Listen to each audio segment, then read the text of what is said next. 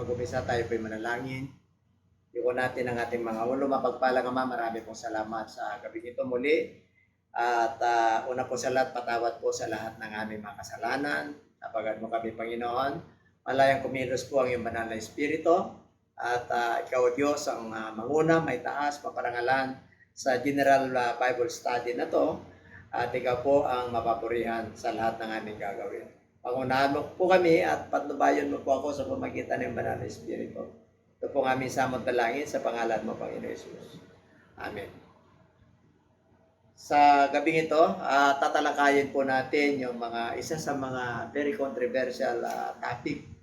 Ito yung tinatawag na tinig na nagmumula sa langit at ang banal na Espiritu na dumapo samantalang binabautismuhan ng ating Panginoong Jesus. The voice, the dove, and Jesus baptism. And that is our subject for this evening.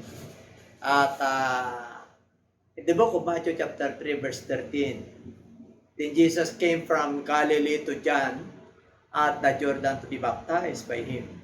16, when he had been baptized, Jesus came up immediately from the water, and behold, the heavens were opened to him.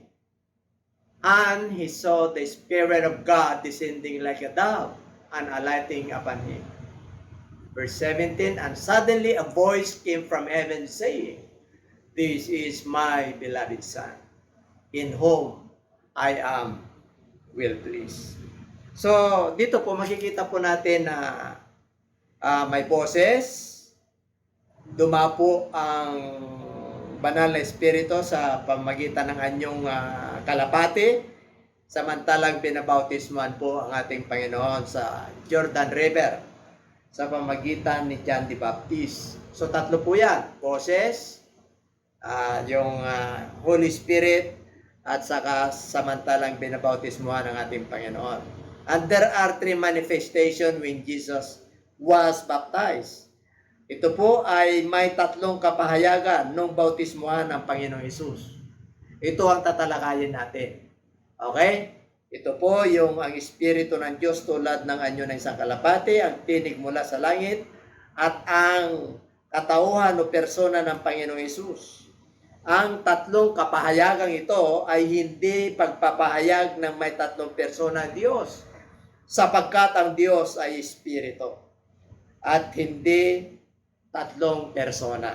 Tingnan po natin ang Book of John chapter 4 verse 24. God is a spirit, and those who worship Him must worship Him in spirit and in truth. So dito po, ang Diyos po ay Espiritu. Kaya lahat ng sasamba sa Kanya ay sasambahin siya ng Espiritu at katotohanan, sapagkat banal ang Diyos, Espiritu po ang Diyos. So dito po sa Matthew chapter 18 verse 20, for where two or three are gathered together in my name, I am there in the midst of them. So pag pinag-uusapan po ang gawain ng ating Panginoon ang Diyos, ang napaparangalan, nandyan siya sa kalagitnaan. Kahit na dalawa lang na tao po yan. At nagpapatuto, nagsishare, nandyan po ang ating Panginoon po pagitna. 2 Corinthians 3:17. Okay? Now the Lord is the Spirit, and where the Spirit of the Lord is, there is liberty. Kaya kung saan nandun ang Espiritu ng Diyos, merong kalayaan. Kalayaan magpuri, kalayaan magsamba, makakilos ang ating Panginoon Diyos. Ngayon ang tanong, ano ang layunin? Okay. Okay, what is the purpose of Holy Spirit descended upon Him as a dove? Okay, tingnan po natin. Matthew 3:13-17. Then Jesus came from Galilee to John at Jordan to be baptized by Him. John tried to prevent him, saying, I need to be baptized by you, and you are coming to me. Okay?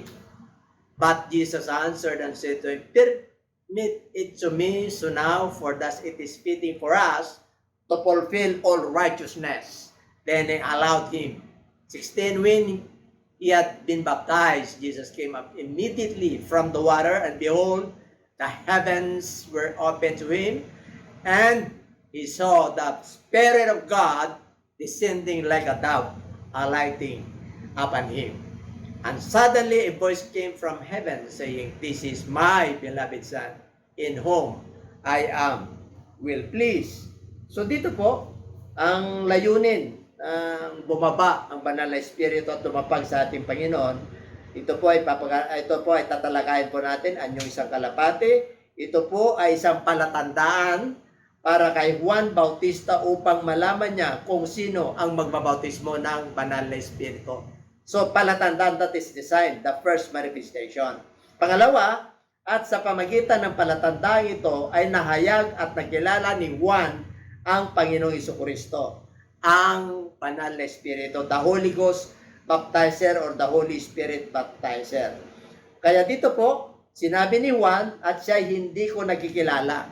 Tatakwat upang siya mahayag sa Israel dahil dito na parito ako na bumabautismo sa tubig. Ito po yung patuto ni Juan the Baptist na nagsasabi, nakita ko ang Espiritu na bumaba tulad sa isang kalapate na buhat sa langit at tumapo sa kanya. At siya hindi ko nakikilala. Tatapwat ang nagsugo sa akin upang bumautismo sa tubig ay siyang nagsabi sa akin, ang makita mong babaan ng Espiritu at manahan sa kanya ay siya nga ang bumabautismo sa banal na Espiritu. So mababasa po natin yan sa Juan, John chapter 1, verse 31 up to 33. Okay? Kaya dito po, so number 2 na po tayo. So ang tamang kahulugan po ng pagbaba, ng paglapag ng banal na Espiritu ng Diyos ay tulad sa inyo ng isang kalapate ay isang palatandaan para kay Juan upang makilala niyang si Jesus ang magbabautismo ng banal na Espiritu Santo. Ito ay hindi kapahayagan ng tatlong persona. Ulitin ko po. Hindi po kapahayagan ng tatlong persona ng Diyos ayon sa paniniwala at pagtuturo ng iba't ibang naglipanang relihiyon sa mundo. Okay? Kaya number 2. Nasa number 2 na po tayo. Ano ang layunin ng persona ni Jesus nang siya ay bautismuhan sa Ilog Jordan? Okay. Purpose of the baptism of Jesus Christ, okay, when He was baptized at the river of Jordan. Okay, tingnan po natin. In the book of Luke, chapter 1, verse 21 to 23. When all the people were baptized, it came to pass that Jesus also was baptized. And while He prayed, the heaven was opened, and the Holy Spirit descended in bodily form like a dove upon Him, and a voice come from heaven, which said, you are my beloved Son, whom I am pleased. So dito po, titingnan po natin. Then Peter said to them, repent and let every one of you be baptized in the name of Jesus Christ for the remission of your sins, and you shall receive the gift of the Holy Spirit. So dito na po tayo sa pangalawa. Ang bautismo na naganap kay Jesus sa ilog ng Jordan ay napakahalagang halimbawa na dapat nating malaman para sa ating kaligtasan. So, ang unang dahilan, ang layunin ng bautismuhan si Jesus sa ilog ng Jordan ay sa pagtupad ito. Pagtupad upang magbigay ng tamang halimbawa o huwaran sa pagganap ng buong katwiran. So, ang nais ni John the Baptist siya yung babautismuhan. Pero dahil sa pagganap ng katwiran na sinabi, ngunit pagsagot ni Jesus, ay sinabi sa kanya, payagan mo ngayon sapagkat ganyan ang nararapat sa atin. Ang pagganap ng buong katuwiran ng magkagayoy pinayagan niya siya. So, mababasa po natin yan sa Matthew 3:15, John 13:15, and 1 Peter 2:21. Okay, ang bautismo na naganap kay Jesus sa ilog ng Jordan ay napakahalagang halimbawa na dapat nating malaman para sa ating kaligtasan. Kaya dito po at sinabi niya, katotohanan sinasabi ko sa inyo, maliban na ang tao'y panganak ng tubig at ng Espiritu ay hindi siya makakapasok sa karya ng Diyos. Sa John chapter 3 verse 5 po yan. At huwag kang magtaka sa aking sinabi sa iyo, kinakailangan kayo'y ipanganak na muli. Sa John chapter 3 verse 7 po yan. At sinulat ni San Marcos ang kalaga nito, ang sumampalataya at mabautismuhan ay maliligtas. Tatapwat ang hindi sumampalataya ay parurusahan. Pagkikita po natin yan sa Mark chapter 16 verse 16 at saka Matthew 20:19 to 20. Ang bautismo sa pangalan ni Jesucristo ay kasama sa mga lituntunin ng Panginoon para sa kailigtas ng bawat sumasampalataya. Kaya nandyan po yung gospel sa 1 Corinthians 15:2-4, by which also you are saved, if you hold fast that the word which I preach to you, unless you believe in vain. Okay? Sunod. For I delivered to you first at all that which is also received, that Christ died for our sins according to the scriptures, and that he was buried, and that he rose again in the third day according to the scriptures. Kaya dito po magkikita po natin, ano na po tayo. So, dito muna tayo sa Acts 2:38 and 39. Ito yung pagbabautismo sa ating Panginoon ay pinapakita niya rito na napakahalaga po. Bagamat wala siyang kasalanan, siya yung huwaran, nagpabautismo siya kahit na hindi nagkasala, upang sa magkaganon, ito po yung iniwang halimbawa para sa lahat ng mananampalataya na napakahalaga ang bautismo. Sapagkat ang bautismo sa pangalan ni Jesus, ito po ay napakahalaga sapagkat ito po ay parte ng kaligtasan. Number 3, purpose of the voice coming from heaven. Okay, ano ang layunin ng tinig na narinig mula sa langit ay para sa mga taong naroon nakikinig. Tingnan po natin ang Matthew 3:17. And suddenly voice came from heaven saying, "This is my beloved Son, in whom I am well pleased." Matthew 17:5. While he was still speaking, behold, a bright cloud overshadowed them, and suddenly a voice came out of the cloud saying, "This is my beloved Son, in whom I am well pleased. Hear him." Mark 9:7. And a cloud came and overshadowed them, and a voice came out of the cloud saying, "This is my beloved Son. Hear him." Okay, dito po, ang layunin, the purpose of the voice, ang layunin ng tinig na narinig mula sa langit ay para sa mga taong naruroon, nakikinig at nagmamasid sa pagbabautismo kay Jesus. Yun po ang layunin o purpose. At dumating ang tinig na nagsabi, "Ito ang sinisinta kong anak na siya kong lubos na kinalulugdan." Isa lamang po ang mensahe niyan. Ang tinig na narinig mula sa langit sa in the book of Matthew and the book of Mark, ito ang sinisinta kong anak na siya kong lubos na kinalulugdan, siya ang inyong pakinggan. Sinasabi ng tinig, siya ang inyong pakinggan. Ano po ang ibig sabihin ng Panginoon doon? Ang ibig sabihin ng Panginoong Hesus, siya lamang ang dapat pakinggan para sa pagtanggap ng kaligtasan. Wala nang iba. Kaya yun po yung tinig na nagmumula sa itaas. Makikita po natin yan sa Matthew chapter 3 verse 17, yung binasa po natin kanina. Kaya sinabi diyan, sinabi ng Panginoong Hesus ang layunin ng tinig na narinig mula sa langit, ang tinig na ito hindi dumating dahil sa akin. Ayan. Hindi, kundi dahil sa inyo. Ang mga pananalitang ito ay hindi pagpapahayag ng persona ng Ama. Sa John chapter 12 verse 30. Okay. Jesus answered and said, "The voice did not come because of me, but for your sake." So dito po, hindi po ibig sabihin ng pananalitang ito ay hindi pagpapahayag ng persona ng Ama. Ang persona ng Ama ay espiritu, wala pong persona. Ang may persona lang si Jesus Christ kasi siya po ay nagkatawang tao. Okay? Sapagkat ang Ama ay nahayag na noon pa man sa paglalang na sinasabi, "Ngunit ngayon, O Panginoon, ikaw ay aming Ama. Kami ang malagkit na putik at ikaw ang magpapalayok sa amin at kaming lahat ay gawa ng inyong mga kamay." Magkikita mo natin yan sa Isaiah chapter 6 verse 64 verse 8 at saka sa Isaiah 64 verse 8. Yan. "But now, O Lord, you are our Father. We are the clay and you our potter, and all we are the work of your hand." Gawa ng inyong mga kamay. Kaya napakaliwanag po na siya po yung nagpahayag. Okay. Na hindi po persona ng Diyos yan. Ano pa? Genesis chapter 26 verse 27. Ito po yung paglikha po. And let us, then God said, "Let us make man in our image, according to our likeness.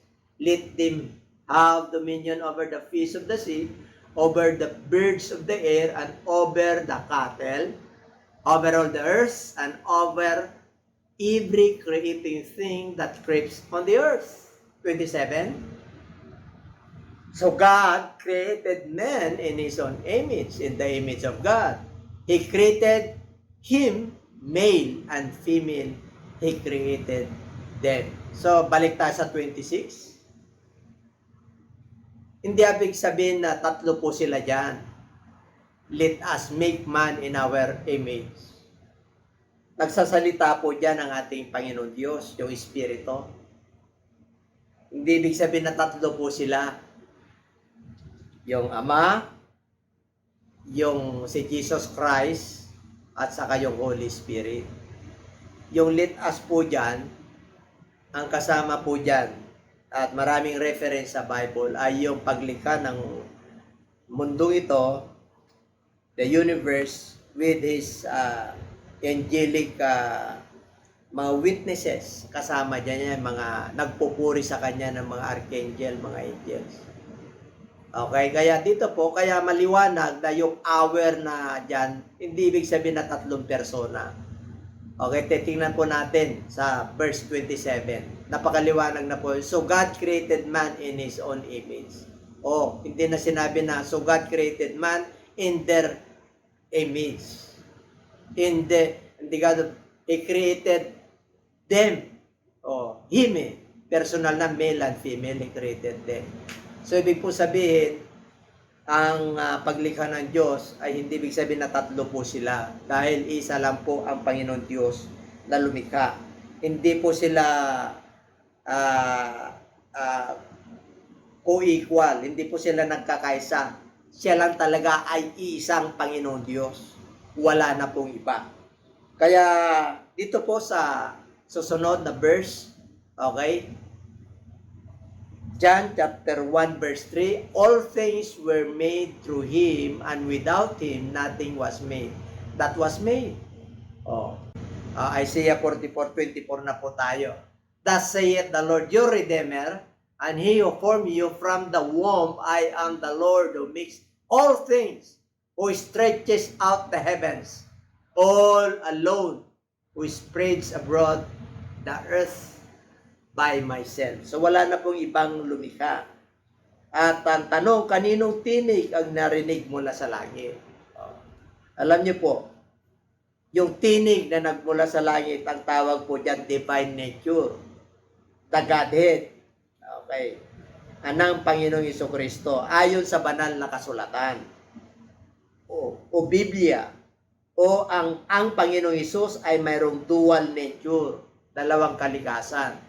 Siya po ay Diyos, yung tinutukoy niya na Espiritu, okay, yung Diyos na Jehovah or yung Diyos na Adonai, yung Espiritu po. Dalawa kasi ang kalikasan niya. Ang divine nature ay ang pagka-Diyos ni Kristo at ang human nature ay ang pagkatao ni Kristo.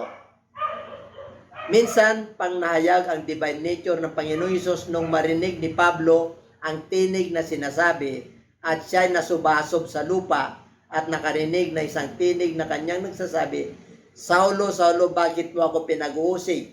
At sinabi niya, sino ka baga, Panginoon? Nang ibig sabihin ay, sino ka baga, Jehovah? At sumagot ang tinig at nagsabi, ako'y si Jesus na iyong pinag-uusig. So, sa gawa po yan sa Book of Acts. Acts chapter 9, 3-5. Samantalang si Apostol Pablo ay papunta sa Damascus and suddenly a light shone around him from heaven. Then he felt the ground and he heard a voice saying to him, Saul, why are you persecuting me? And he said, who are you, Lord? Then the Lord said, I am Jesus whom you are persecuting. It's hard for you to kick against the goods. Ibig sabihin, mahirap sipain ng tinik. Hindi mo kayang kontrahin ang sinasabi ng Diyos. So, ibig sabihin, si Apostol Pablo po, ang pagkakilala niya talaga, hindi niya kilala si Jesus Christ. Kasi, nag-resurrect ng ating Panginoon how many years? nung nangangaral po si Apostol Pablo. Naririnig niya lamang po yan. Kaya nung siya po ay inusig niya ang Church of God sa early church, he made havoc to the Church of God. Meron siyang authority sa pamahalaan na sila'y usigin at pagpaparusahan dahil sa pangangaral kay Kristo. Kaya nagkaroon po sila ng encounter ng ating Panginoon dyan. Kaya ang sabi niya, sino ka baga Panginoon? Tinanong niya. Kaya sabi niya, I am Jesus. Napakaliwanag po. Hindi niya sinabi na I am Jehovah. Ibig sabihin, kilala na niya. Kaya mula noon, nabulag po siya. At 3 days po siya na hindi kumain at uminom. At may pumuntang mananampalataya na bautismuhan siya. Since then, na yung kanyang buhay ay nagliwanag, yung spiritual enlightenment, yung Godhead ng ating Panginoon ay nakilala niya na yung Jehovah sa Old Testament, yung God sa Old Testament ay siya yung Jesus po na Panginoon na nagpayag sa laman. Kaya nung nag-resurrect na po siya dyan.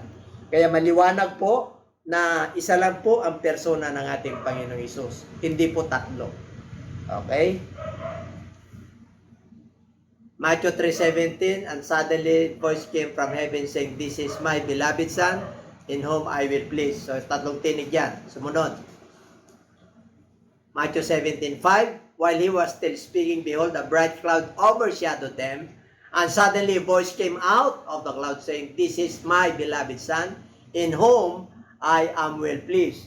Hear him." Kaya dito po, maliwanag ng kapayagan kung kaninong tinig ang narinig mula sa langit. Ayon sa mga talatang ito, ang tinig ng bautismuhan si Jesus ng Matthew chapter 3 verse 17, ang tinig ng transfiguration o pagbabagong anyo ni Jesus ng Matthew chapter 17 verse 5, Mark chapter 9 verse 7, at ang tinig na narinig ni Pablo mula sa langit na nagsasabi, "Ako'y si Jesus na inyong pinag-uusig," at ang tinig sa pagbabautismo na sinasabi ito, "Ang sinisinta kong anak, at siya kong lubos na kinalulugdan, siyang inyong pakinggan." Ang tinig na narinig sa mga talatang ito ay tinig ng pagka-Diyos ng ating Panginoong Jesucristo. Ito ay tinig ng kanyang kapangyarihan. Kaya yun yung tinig na yon nung ang ating Panginoong Jesucristo ay nasa laman. Okay, yung tinig na yon ay tinig ng makapangyarihang Diyos. Yung kanyang pagka-Diyos, hindi yung human nature. Kaya dito po, nagpapatunay lamang po na ang ating Diyos na pinaglilingkuran ay marami siyang attributes. Pero isa lamang po ang persona ng ating Panginoong Hesus. Okay. Isaiah 43 verse 12 to 13, I have declared and saved, I have proclaimed. Okay. Dineclare ko na, nagligtas ako, nagpakilala na ako, nagpahayag na ako that there was no foreign God among you. Therefore, you are my witnesses. Saith the Lord that I am God. Ito po nung nagpapayag sa bayan ng Israel, sa kanyang bayan. So, ang divine nature at ang human nature ay mga offices na pinangatawan ng ating Panginoong Jesucristo. Siya ang gumaganap sa dalawang kalikasan ito. Kaya dito po, sunod, mayroon pa tayong slide. I'm dead before the day was I am He, and there is no one who can deliver out of my hand. I work, and who will reverse it. So dito po, ang salita ng Diyos ay walang makakapag-reverse. Kasi po, salita niya yan. Walang makakakontra yan. Kasi Diyos po siya. Kapag sinabi niya, ako lang, wala na akong ibang kilalang Diyos. Ay wala na tayong kilalaning ibang Diyos, kundi yung Panginoon Diyos na nasa langit, nagpayag dito sa lupa sa pamagitan ng ating Panginoong Jesucristo. John chapter 1 verse 18, no one has seen God at any time. The only begotten Son who is in the bosom of the Father, He has declared Him. So nagpakilala po siya. Walang nakakilala sa Diyos. Ang Panginoong Hesus lang, the begotten Son. Okay? Hebrews chapter 1 verse 3. Okay. Who being the brightness of His glory and the express image of His person. Makikita niyo po, His person. There is only one person. of God. Isa lamang po yan sa pamagitan ng ating Panginoong Hesus. Kaya yung mga nagsasabi na 3 persona po, lihis po sa banal na kasulatan. Sorry po. Kaya tinatalakay po natin ito para marami pong maliwanagan. At maraming salamat po at isa po tayo sa binihiyan ng Diyos na magamit po dito. Sana pagpanalangin po natin na ma-open po yung ating spiritual enlightenment sa ating mga buhay. Okay? Para lalo pa tayong magamit ng ating Panginoon, lalo pang makakilos ang Diyos sa ating mga buhay. Kaya, who being the brightness of His glory and the express image of His person, and upholding all things by a word, by the word of His power, when He had by Himself purged sins, sat down at the right hand of the Majesty on high.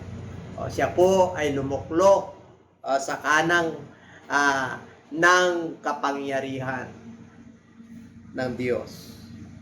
Okay, so dito po, napakahalaga na malaman po natin na ang ating Panginoong Jesus ay dalawa ang kanyang kalikasan, the divine nature. Pag tinabi niya na higit sa akin ng aking Ama, ibig sabihin wala pong limitation yung divine nature.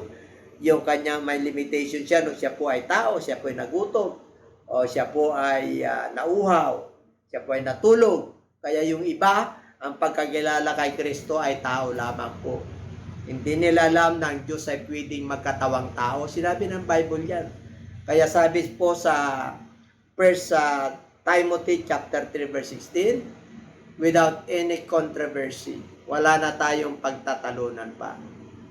God manifested in the flesh. So nagkatawang tao ang Diyos. So purihin ang Diyos at sana po pinagpala po tayong lahat sa gabi ito sa pamagitan po ng ating aralin, The Voice, The Dove, Jesus Baptism.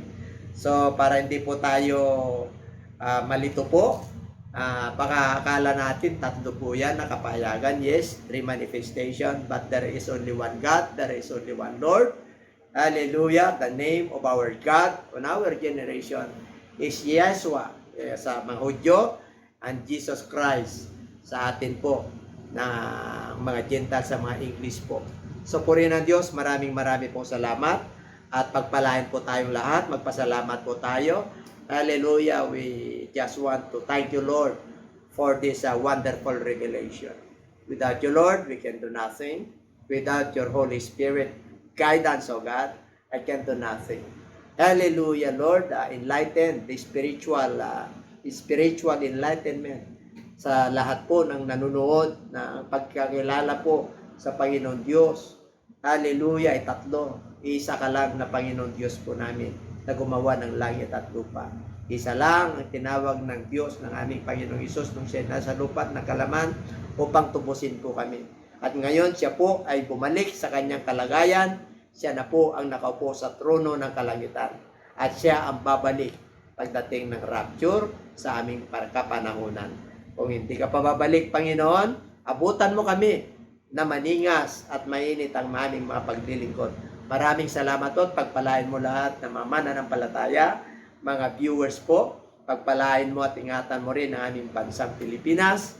Yung Delta variant po na ito, Panginoon, sawayin mo ito sa pangalan ni Jesus na tubigil na po, Panginoon. At i-provide mo ang pangailangan ng aming mga kababayan at bigyan mo lalo ang kalakasan at karunungan ng aming pamahalaan, lalong-lalo na ang aming mahal na presidente kasama ang kanyang mga kabinet at lahat ng namumuno sa aming pamahalaan sapagkat tinalaga mo sila na sila po ang mamamahala. Maraming salamat po sa iyong mga salita. Sa pangalan mo, Panginoon Hesus, aming ibinabalik ang papuri at pasasalamat. Amen.